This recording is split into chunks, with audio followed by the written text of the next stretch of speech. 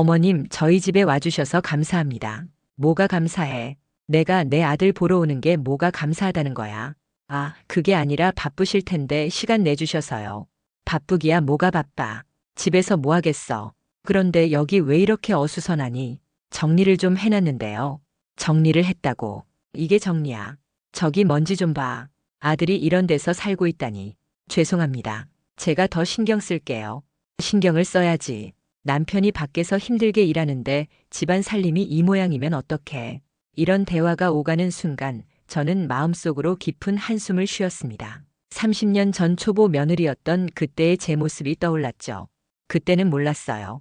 시어머니의 그 말들 뒤에 숨어 있는 진짜 마음을 말이에요. 사연 곧 시작합니다. 끝까지 함께 해주시고 구독, 좋아요는 큰 힘이 됩니다. 시어머니와의 첫 만남은 언제나 긴장의 연속이었습니다. 결혼 첫 해 저는 시어머니가 하시는 모든 말을 문자 그대로 받아들였어요. 집안이 어수선하다고 하시면 정말 제가 살림을 못한다고 생각했고 음식간이 짜다고 하시면 제 요리 솜씨가 형편없다고 자책했죠. 하지만 시간이 지나면서 깨달았습니다. 시어머니의 불만은 대부분 표면적인 것이었고 그 밑에는 전혀 다른 감정들이 숨어 있다는 것을요. 예를 들어 시어머니가 제 요리에 대해 지적하실 때가 있었어요. 김치가 너무 맵다거나 국물이 싱겁다거나 하는 말씀들이죠. 처음엔 정말 제가 요리를 못하는 줄 알았습니다. 그런데 어느 날 시어머니가 혼자 중얼거리시는 말을 우연히 들었어요. 우리 아들이 어렸을 때는 엄마 손맛을 그렇게 좋아했는데 그 순간 깨달았습니다. 시어머니의 요리 지적은 사실 제 실력에 대한 불만이 아니었어요. 아들이 자신의 손맛보다 며느리의 요리를 더 좋아하게 될지도 모른다는 불안감이었던 거죠. 이런 깨달음을 얻고 나서부터는 시어머니의 말을 다르게 해석하기 시작했습니다. 집안 정리에 대한 지적은 완벽한 며느리가 되어야 한다는 부담감의 표현이었고 아들에 대한 과도한 걱정은 자신의 존재감을 확인하고 싶어하는 마음이었어요. 가장 중요한 건 시어머니도 한 명의 여성이라는 점이었습니다. 젊은 시절 며느리로 살았던 경험이 있고 그때의 상처나 아픔들이 아직도 마음 한편에 남아있을 수 있다는 것이죠. 실제로 어느 날 시어머니께서 술 한잔 드시고 나서 말씀하셨어요. 나도 젊었을 때 시어머니 눈치 보느라 얼마나 힘들었는지 몰라. 그때는 정말 숨이 막힐 것 같았어. 그 말을 들으면서 모든 게 이해됐습니다. 시어머니의 엄격함은 자신이 겪었던 그 시절의 기준을 그대로 적용하는 것이었고 동시에 며느리인 저에게는 자신이 받지 못했던 배려를 바라고 계신 것이기도 했어요. 시어머니의 마음을 읽는 첫 번째 비결은 바로 여기에 있습니다. 표면적인 불만 뒤에 숨어있는 진짜 감정을 파악하는 것이죠. 시어머니가 제 옷차림에 대해 뭐라고 하실 때도 마찬가지였어요. 치마가 너무 짧다거나 색깔이 너무 화려하다거나 하는 말씀들이요. 처음엔 제 패션 센스를 무시하는 것 같아서 기분이 상했는데 나중에 알고 보니 며느리가 단정하게 보였으면 좋겠다는 바람이었어요. 다른 사람들이 보기에 우리 집 며느리는 얼마나 얌전하고 착한지 자랑하고 싶으셨던 거죠. 이런 마음을 이해하고 나니까 대응 방법도 달라졌습니다. 시어머니의 지적에 대해 감정적으로 반응하는 대신 그 말 뒤에 숨어있는 진짜 의도를 파악하려고 노력했어요. 가령 시어머니가 집안 정리에 대해 말씀하실 때는 이렇게 대답했습니다. 어머님 말씀이 맞아요. 제가 좀 더 꼼꼼하게 신경 써야겠어요. 어머님이 젊었을 때는 어떻게 하셨는지 알려주시면 좋겠어요. 이런 식으로 대답하면 시어머니는 기분이 좋아지세요. 자신의 경험과 노하우를 인정받는다는 느낌을 받으시거든요. 음식에 대한 지적을 받을 때도 마찬가지였어요. 어머님, 이 양념은 어떻게 하면 더 맛있게 할 수 있을까요? 어머님 손맛이 그리우시겠어요? 이렇게 말하면 시어머니는 당신의 요리 경험을 자랑스럽게 이야기하시면서 동시에 제가 자신을 존중한다는 느낌을 받으세요. 물론 이런 대화가 항상 쉬운 건 아니었습니다. 때로는 정말 억울하고 답답할 때도 있었어요. 하지만 시어머니의 마음을 이해하려고 노력하다 보니 점점 관계가 좋아지는 걸 느낄 수 있었습니다. 특히 중요한 건 시어머니가 가장 민감해하시는 부분을 파악하는 것이었어요. 어떤 시어머니는 아들에 대한 애정 표현에 예민하시고 어떤 분은 집안 살림에 대해 까다로우시죠. 또 어떤 분은 손님 접대나 예의범절에 대해 엄격하게 생각하세요. 저희 시어머니 같은 경우에는 아들에 대한 관심이 가장 컸어요. 아들이 잘 먹고 있는지, 건강은 어떤지, 회사 생활은 힘들지 않은지 항상 걱정하셨거든요. 처음에는 이런 걱정이 저를 무능한 아내로 보는 시선이라고 생각했는데 나중에 깨달았죠. 그냥 어머니로서 아들이 걱정되는 마음이었다는 걸요. 그래서 시어머니와 대화할 때 남편의 안부를 자주 전하게 됐어요. 회사에서 칭찬받았다든지 요즘 건강하게 잘 지내고 있다든지 하는 이야기들을 자연스럽게 꺼내는 거죠. 그러면 시어머니는 안심하시면서 동시에 제가 아들을 잘 보살피고 있다는 생각을 하게 되세요. 이런 식으로 시어머니의 마음을 읽는 기술을 터득하고 나니 고부 갈등의 절반 이상은 해결된 것 같았습니다. 하지만 아직 끝이 아니었어요. 마음을 읽는 것과 실제로 관계를 관리하는 것은 또 다른 문제였거든요. 어머님, 이번 주말에 친정에 다녀오려고 하는데요. 친정에 또 가게. 지난주에도 갔으면서 오랜만에 가는 거예요. 어머님도 친정 그리우시잖아요. 내가 언제 친정 그립다고 했어. 나는 시집 와서 친정 생각 별로 안 해봤는데. 아, 그래요. 그런데 요즘 우리 아들 얼굴이 좀 수척해진 것 같던데. 너무 바쁘게 돌아다니는 거 아니야? 남편도 쉬고 싶어 해요. 쉬고 싶으면 집에서 쉬면 되지 왜 친정까지 가서 쉬어. 거기 가면 더 피곤하잖아. 이런 대화가 반복될 때마다 저는 딜레마에 빠졌습니다. 시어머니의 마음도 이해하지만 그렇다고 해서 우리 부부의 자유까지 완전히 포기할 수는 없었거든요. 25살 젊은 며느리였던 저에게는 정말 어려운 줄다리기였습니다. 시어머니의 마음을 읽는 법을 익히고 나니 두 번째 문제가 등장했습니다. 바로 어디까지 맞춰드려야 하는가 하는 경계선의 문제였죠. 처음 몇 년간은 시어머니가 원하시는 대로 거의 모든 걸 맞춰드렸어요. 친정 방문도 미리 허락을 받았고 옷차림도 시어머니 취향에 맞게 했습니다. 심지어 남편과 단둘이 나가는 것도 눈치를 봤죠. 하지만 이런 생활이 계속되면서 점점 숨이 막히기 시작했어요. 제 자신이 사라져가는 느낌이었습니다. 남편도 눈치챘나 봐요. 여보, 너 요즘 표정이 안 좋아. 뭔가 스트레스 받는 일 있어. 그때서야 깨달았습니다. 시어머니와의 관계에서 완전한 순종만이 답은 아니라는 걸요. 적절한 경계선이 필요하다는 것을 말이에요. 첫 번째 경계선은 사생활에 관한 것이었습니다. 시어머니는 저희 부부의 모든 일정을 알고 싶어 하셨어요. 어디 가는지, 누구를 만나는지, 언제 돌아오는지까지요. 처음에는 관심을 보여주시는 거라고 생각했는데 나중에는 그게 부담스러워졌습니다. 그래서 조금씩 경계선을 그어나가기 시작했어요. 하지만 직접적으로 말씀드리면 기분 상하실 게 뻔했기 때문에 아주 조심스럽게 접근했습니다. 어머님, 저희가 어디 갈 때마다 미리 말씀드리는 게 좋을까요? 아니면 다녀와서 말씀드리는 게 좋을까요? 이렇게 선택권을 드리는 방식으로 물어봤어요. 그러면 시어머니도 자신이 너무 간섭하는 건 아닌지 생각해 보시게 되거든요. 두 번째 경계선은 집안일에 관한 것이었습니다. 시어머니는 저희 집에 오시면 이것저것 간섭하시려고 했어요. 냉장고 정리부터 시작해서 침실 정리, 심지어 화장대까지 손보시려고 하셨죠. 처음에는 도움을 주시는 거라고 생각했는데 나중에는 제가 집안일을 제대로 못한다는 지적으로 느껴졌어요. 그래서 이런 식으로 말씀드렸습니다. 어머님, 집안일은 제가 하고 싶은 대로 하게 해주세요. 서툴더라도 제가 직접 하면서 배우는 게 좋을 것 같아요. 이렇게 말하면 시어머니도 며느리의 자존심을 건드리고 싶지 않으시기 때문에 어느 정도 선에서 멈추세요. 하지만 가장 어려운 건 아이 문제였습니다. 결혼 3년째 되던 해 시어머니는 아이 계획에 대해 자주 언급하셨어요. 너희 나이가 이제 아이 가져야 할 때인데 너무 늦으면 안 돼. 이런 말씀을 들을 때마다 정말 곤란했습니다. 저희 부부만의 계획이 있었는데 그걸 시어머니께 다 설명드리기도 어려웠거든요. 그래서 이런 대화를 시도했습니다. 어머님, 저희도 아이를 갖고 싶어 해요. 하지만 준비가 좀 더 필요할 것 같아요. 어머님도 첫 아이 가지실 때 많이 준비하셨죠. 이렇게 말하면 시어머니도 자신의 경험을 떠올리시면서 이해해 주시려고 노력하세요. 경계선을 그으면서도 관계를 유지하는 핵심은 바로 소통 방식에 있었습니다. 무조건 안 된다고 하거나 거부하는 것이 아니라 이유를 설명하고 대안을 제시하는 방식으로 접근하는 거죠. 예를 들어 시어머니가 갑자기 저녁 식사에 오시겠다고 하실 때가 있었어요. 그런데 그날 저희가 이미 다른 계획이 있었다면 이렇게 말씀드렸습니다. 어머님, 오늘은 제가 미리 약속이 있어서 제대로 준비를 못할 것 같아요. 내일이나 모레는 어떠세요? 어머님 좋아하시는 음식으로 준비해 드릴게요. 이런 식으로 말하면 시어머니도 억지로 고집 부리시지 않으세요. 오히려 며느리가 자신을 위해 준비하려고 한다는 마음을 더 중요하게 생각하시거든요. 경계선을 그으면서 가장 중요한 건 일관성이었습니다. 한 번은 허용하고 한 번은 거부하면 시어머니도 혼란스러우시고 결국 더 큰 갈등이 생기게 돼요.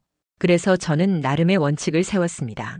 부부만의 시간은 일주일에 최소 하루는 확보하기, 친정 방문은 한 달에 한 번 이상은 하기, 집안일은 제가 직접 하되 조언은 겸허히 받기 등등이요. 이런 원칙들을 시어머니께 직접 말씀드리지는 않았지만 행동으로 일관성 있게 보여드렸어요. 그러면 시어머니도 점차 이해하시게 되더라고요. 특히 남편의 역할이 중요했습니다. 경계선을 그으면서도 관계를 유지하려면 남편이 중간에서 조율을 잘해줘야 해요. 처음에는 남편도 어려워했지만 점차 요령을 터득하게 됐습니다. 엄마, 우리도 이제 독립된 가정이니까 어느 정도 자율성은 있어야 하지 않을까요? 하지만 엄마 의견도 항상 소중하게 생각하고 있어요. 이런 식으로 남편이 말하면 시어머니도 아들의 말이니까 좀 더 받아들이시기 쉬워해요.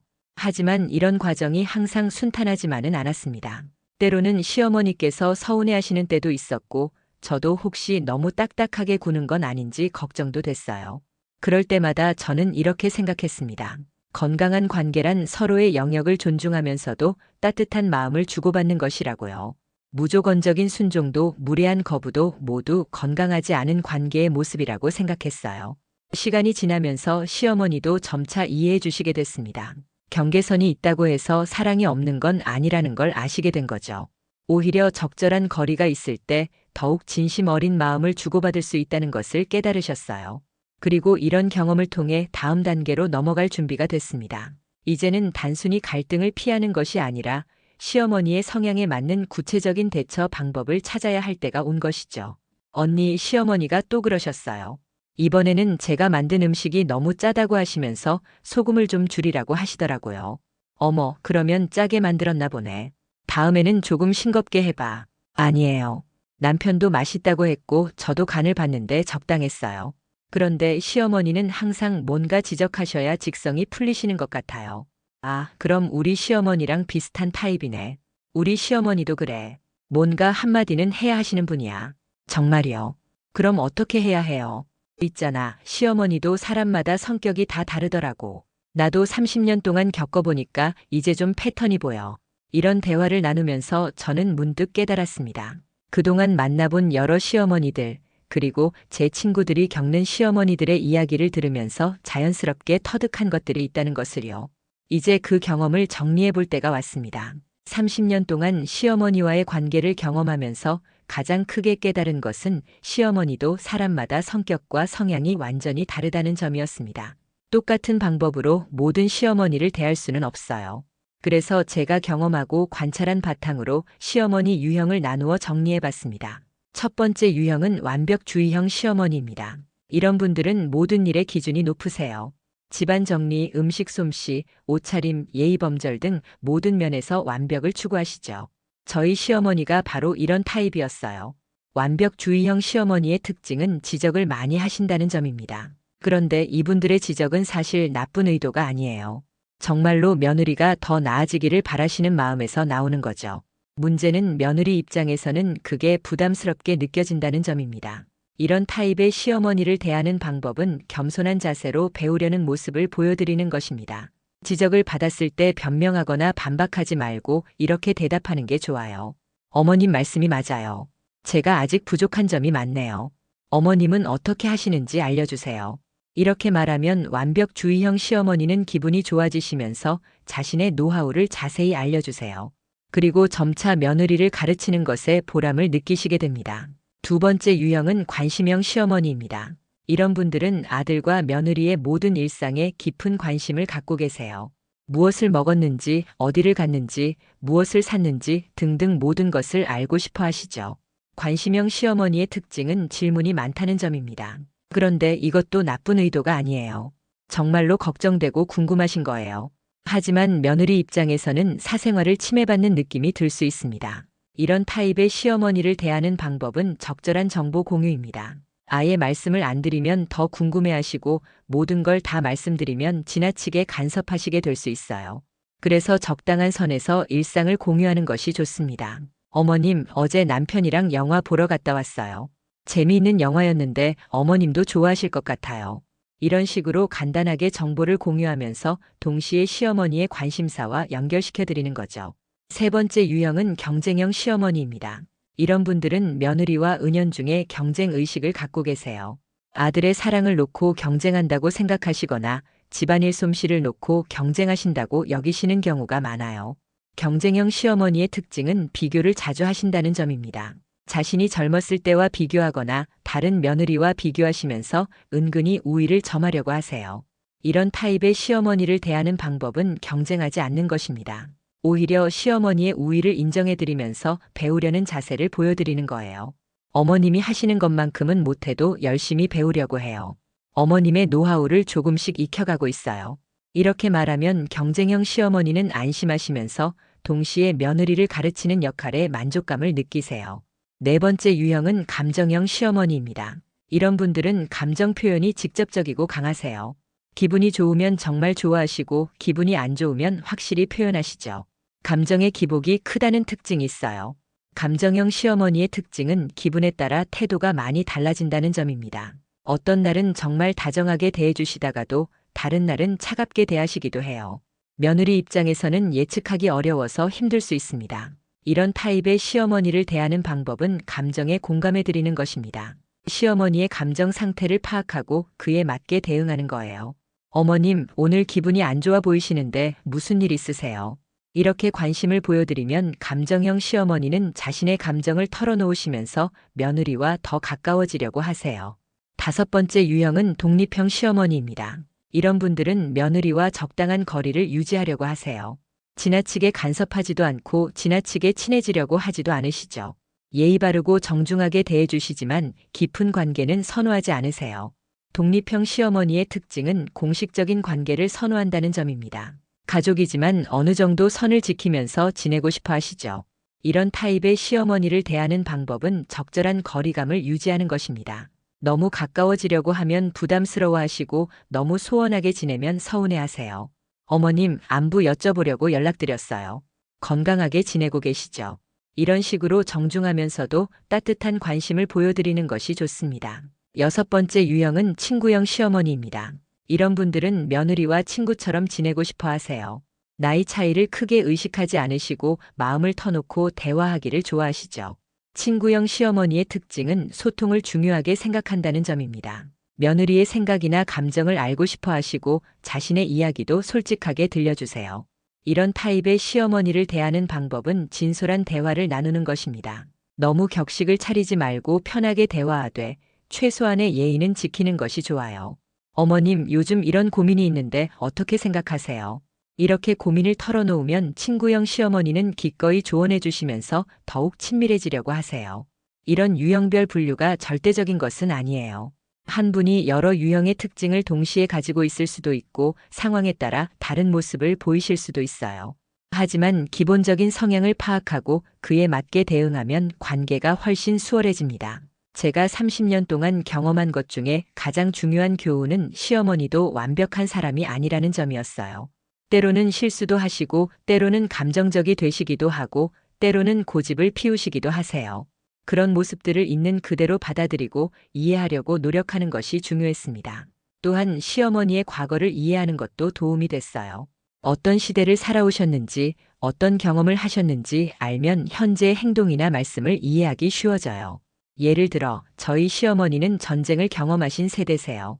그래서 음식을 아껴 먹는 것에 대해 특별히 신경 쓰시고 무엇이든 버리는 것을 싫어하세요. 처음에는 이런 모습이 이해되지 않았는데 시어머니의 과거를 알고 나니 충분히 이해할 수 있었어요.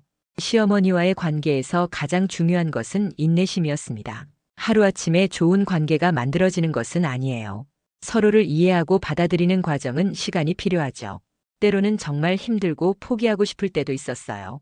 하지만 그럴 때마다 이렇게 생각했습니다. 시어머니도 누군가의 어머니이고 누군가의 아내였으며 무엇보다 저와 같은 여성이라는 것을요.